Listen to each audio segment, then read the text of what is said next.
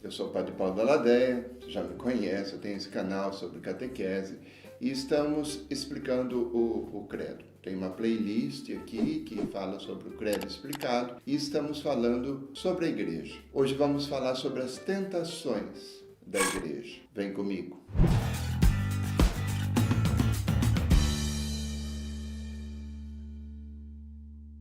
No vídeo anterior a gente falou um pouco sobre a igreja, sobre o projeto de Jesus e definimos igreja como uma comunidade de pessoas que são discípulos e missionários de Jesus. Ou seja, uma comunidade que como discípulo escuta e vive a palavra de Deus e como missionário proclama a palavra de Deus que escutou e que viveu. E que vive.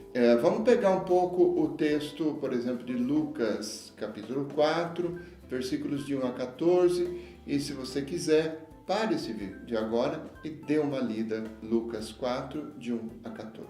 No versículo 3, por exemplo, o diabo diz para Jesus, é a primeira tentação, segundo Mateus, como Jesus está com fome, então o diabo chega para ele e diz, olha, transforme essas pedras em pão. O que mais tem na Terra Santa é pedra, no deserto é pedra e areia e sol, e muito sol. Essa é a primeira tentação. Qual que é a tentação? A solução rápida de todos os problemas. A magia no sentido ruim da palavra. Nós temos uma magia interior, nós temos uma luz interior, nós temos Deus em nós. Isso a gente pode dizer é um sentido bom, mas estamos falando num sentido negativo de magia, ou seja, vamos resolver as coisas com uma varinha de condão, com um passe de mágica. Muita gente cai nessa tentação e quer soluções rápidas para a fome do mundo, para a justiça do mundo, para os problemas de doença, como se Deus não trabalhasse, como se Deus não fizesse nada. Bom, a segunda tentação é a tentação no versículo 6, a tentação do poder e da riqueza. O demônio diz, se você me adorar,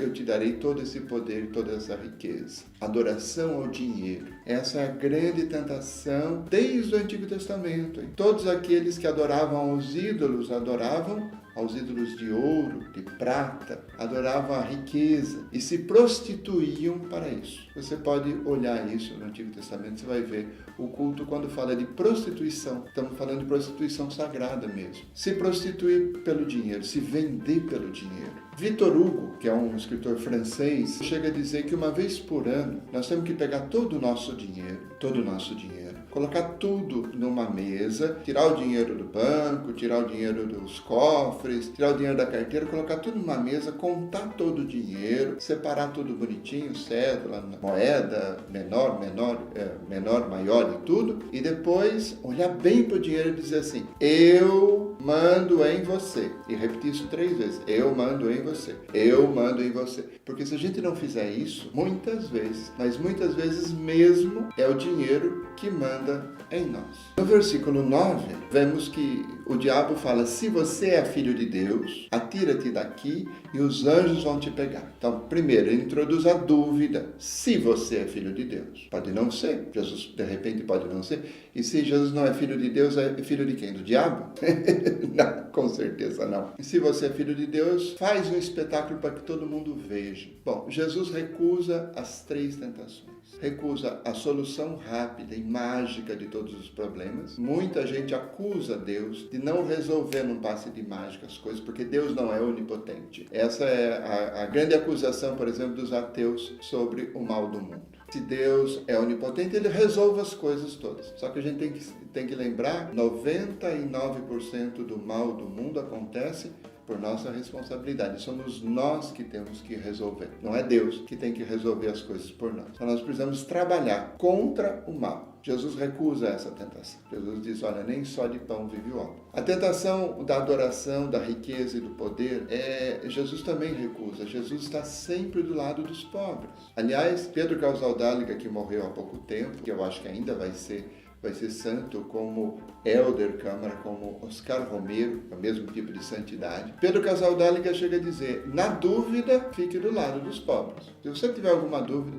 fica do lado dos pobres, você sempre estará mais perto de Deus. Jesus recusa essa tentação e Jesus anda, sobretudo, com os pobres. Você vê lá as prostitutas do lado de Jesus, você vê os pescadores e pecadores ao lado de Jesus, você tem lá um Nicodemo, você tem lá um Lázaro, você tem lá um Mateus, mas você tem a grande parte das pessoas são gente pobre e gente pecador, gente desprezada pelo judaísmo do seu tempo. Você tem lá Zaqueu, mas Zaqueu se converte, muda de vida, distribui a sua riqueza aos pobres. Jesus cobra isso de Mateus. Mateus, quando entra no grupo de Jesus, Mateus deixa de ser rico. Jesus cobra a conversão dessas pessoas. Jesus recusa, por exemplo, a violência das armas. Jesus recusa o espetáculo público. A cruz que Jesus fala, né, se você me seguir, pega a sua cruz e me siga,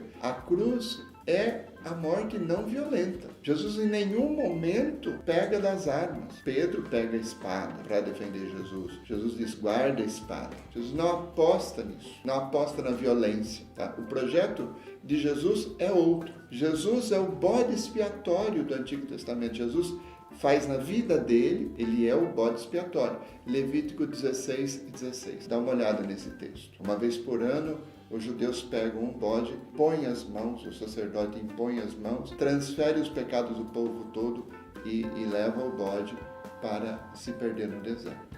E Jesus é esse bode expiatório. Ele é que recebe, segundo Hebreus, ele recebe o pecado de todo o povo na cruz para nos salvar. Quando Pedro, por exemplo, fala que, olha, Deus nos livre que aconteça que o Senhor morra na cruz, Jesus diz, afasta-te de mim, Satanás. Vai para trás, porque eu que tenho que liderar a igreja, não é você, simplesmente com a sua cabeça, com o seu projeto. Pedro é líder da igreja, sim, mas Pedro é confirmado depois, e a partir da confirmação de Pedro, a partir da ressurreição, né, Pedro é restaurado, que tinha traído Jesus. Então nós estamos falando, Jesus chama Pedro de Satanás, Mateus 16:23. Para Pilatos, por exemplo, que Jesus chega a perguntar, você é rei? Ou seja, você tem riqueza, você tem armas, você tem solução para os problemas, você quer fazer um espetáculo, você é rei? E Jesus diz, o meu reino tem outra lógica, não é desse mundo.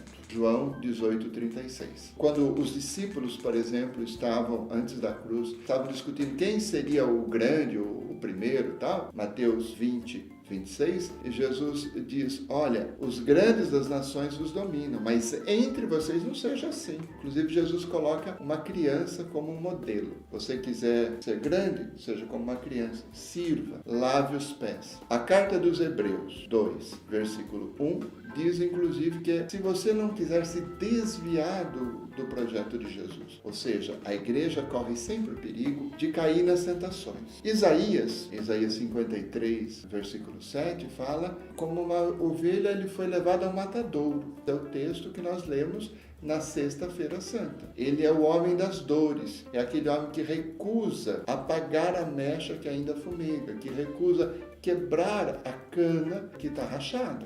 É aquele que recusa ser violento, mas recebe em si toda a violência do mundo. Então, ou seja, Jesus recusa completamente o projeto do diabo. A gente precisa tomar cuidado, porque a gente, como igreja, às vezes a gente cai nessas tentações. E eu queria terminar com o texto da carta de Tiago. Tiago, capítulo 2, versículos de 1 a 9, fala do pobre. Imaginai o seguinte, na vossa reunião entram duas pessoas, uma com anel de ouro no dedo e bem vestido, e outra pobre com a roupa surrada. Ao que estás bem vestido, dais atenção, dizendo-lhe, vem sentar-te aqui à vontade. Mas ao pobre dizeis, fica aí de pé, ou senta-te aqui no chão aos meus pés. Não será isso um caso de discriminação entre vós? Será que não julgastes com critérios que não convêm? Escutai, meus caríssimos irmãos. Não escolheu Deus os pobres aos olhos do mundo para serem ricos na fé e herdeiros do reino que prometeu aos que o amam? Mas vós desprezais o pobre. Estamos falando de um apóstolo do Senhor. Então, preciso tomar cuidado, porque senão você vai dizer que esse texto é comunista.